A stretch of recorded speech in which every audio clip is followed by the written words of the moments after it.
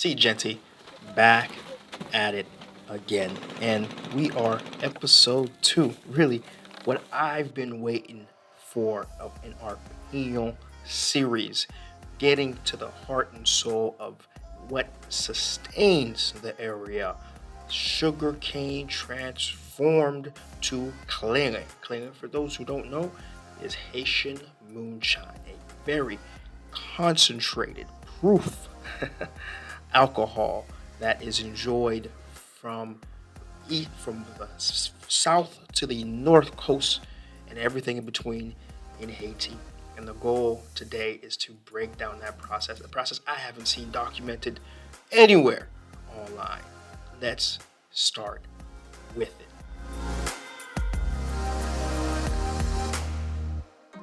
Really, the first thing to understand is just how much this whole industry supports folks living in this area. Families own lots of land, and these lots can range in size from just a few square feet to as much as a few acres. And these families work this land. They plant the sugarcane, and sugarcane takes as much as a year to 2 years to grow. They're fully dependent on rainfall, right? Because there just isn't much irrigation and formal systems to move water from different areas where there might be a river or a lake. And so they're fully dependent on rainfall, just FY, right? It takes about a year to 2 years. And once it's ready to be harvested, they pay for folks to, come cut it down, right? And it gets to the local mill either by, horse-drawn buggy or by a vehicle, right? The next step is to take this sugar cane and bring it to the mill. Now, these mills, there's two types. It can be motorized and it can be animal driven. Now, the motorized mills, as you can imagine, can produce quicker and produce more, right? Syrup, which is the ultimate end product of what these mills are supposed to provide you on the other side. Now, the other type is animal mill. Animal mill it's low tech, but don't let that low tech fool you. It's still an investment. Each of these cows can cost upwards of $1,000, right? I don't know about you, but $1,000 still means a lot of money to me, right? Now, the syrup that these mills produce from grinding that sugar cane gets transferred to what's called sugar cauldrons, right? And these cauldrons, man, they go back from colonial times. Many of these actually are that old, right? And if you're going to try to get one, quote unquote brand new, you'll also be looking at upwards of $1,000 to install. Now, understand the reason for this heating process is basically to basically get fermentation to happen quicker, right? That heating causes the alcohol content in this mash to increase considerably, right? The capstone, the motorized mill, yes, it's much more money, which is one of the reasons why it's a lot less common, right? But I mean, it really is a game changer for a few mills that can afford to bring this onto their facility. It takes a lot less manpower, right? It requires just a single operator to get going, right? And because it can process so much more sugarcane per hour, it can produce so much more syrup per hour. And maybe by animal or by motorized mill, it goes to the same place. That sugar cauldron where the fermentation process can happen. It becomes this mash that then goes to the next step.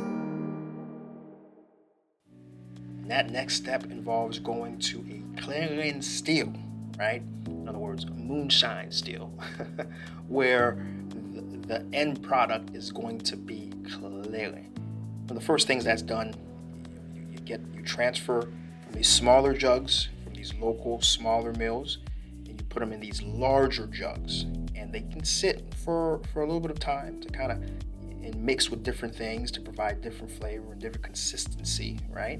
It's one of the first things.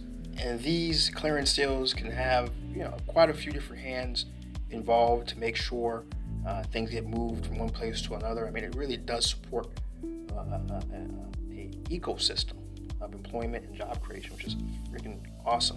But this next step, honestly, I'm gonna bring in the Clairin still owner to come in, walk around with us, and break down, what's happening.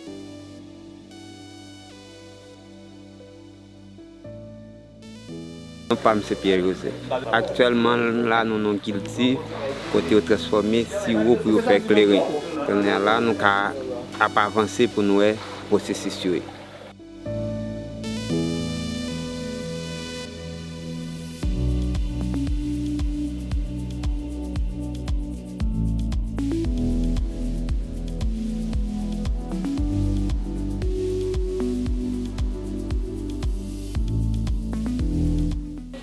Ça, c'est vidange. Il bouille déjà. Mais il y a besoin encore pour le transformer, pour retourner vers ça crée des trempes. C'est là que le mélange commence à faire. Pour mélanger sirop plus vidange. Ça, c'est le commencement. Là, on met sirop, vidange, on met de l'eau, ça gagne environ une semaine pour commencer à marcher. Il vient marcher, il vient bon comme ça. Cinquième étape là, c'est là au point là, il passe là comme ça, là il tombe dans le bord. Ceci des choses il tombe dans la chaudière. Quand il commence à bouillir, tomber dans la chaudière, là il est dans la chaudière, il passe dans la colonne, des colonnes il tombe dans la chaudière encore, il tombe dans le bassin de l'eau. Ça c'est la dernière étape là, ça c'est là que Clairin tombe, ça est déjà. Point. Nous avons besoin de prendre un beau kit et puis nous transporter et mettre dans le dos. Nous travaillons chaque jour. Dans semaine, environ une semaine, nous avons produit 7 doumes. Moins de 12 temps, nous avons fait un doum. Environ, doum a 55 gallons.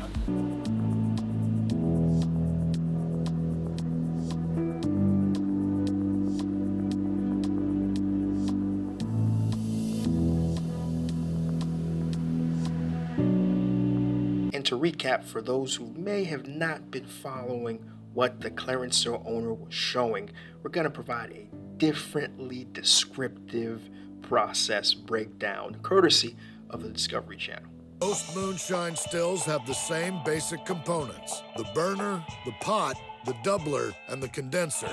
The pot is filled with mash and heated. Once it reaches 173 degrees Fahrenheit, the alcohol in the mash vaporizes and rises into the cap.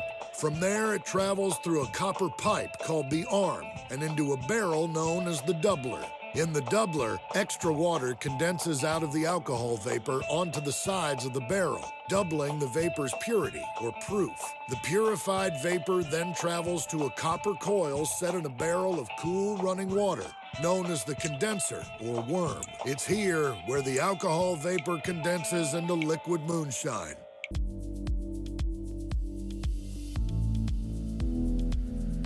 Le Clairin fin fait, nous transformons, nous mettons dans le doum, ils vendent ici, ils vendent Port-au-Prince, au Caille, Jacmel. Nous ne vendons pas doum, des fois nous ne vendons pas galon. Clairin Pignon, c'est un qui ont plus bonne qualité qui sont marché. Parce que pas un côté rivé ou pas complémenté. That is a wrap. Guys, this is what we're about here at Seejeanty. We're about a deeper dive on Haiti, a more complex understanding of Haitians, and just moving away from how we typically are presented. Guys, if you like what we got going on here, make sure you hit that subscribe button, hit that like button. Did you learn something? Did you learn something about Clairin? Yo, leave a comment and tell me what you thought about this episode. And make sure you share this to a friend, share it to a fellow Clairin lover, because I know there's a lot of folks in the diaspora who just cannot stop talking about Clairin. Finally made an episode for you guys. Share it to those folks. Let them know. Guys, I love this sort of stuff, going out to the provinces, breaking down the economics of different industries that exist in our country. And I love doing it. And despite me not even being on camera, the team went out, the team recorded this, right? Brought it back, edited, and of course I dropped the voice to bring it all home. I appreciate you guys. Those who love what we're doing, become a member of the private WhatsApp group community that helps support and keep this thing going. And plus, I'm in there. A group of awesome other folks are in there, right? And your contribution helps create more content just like this. Guys, I enjoyed making this episode. It was a blast sharing it. The team appreciates you. And as always, stay tuned. We got so much more outcoming this year. We'll be back at it again. We're back at it again. Peace.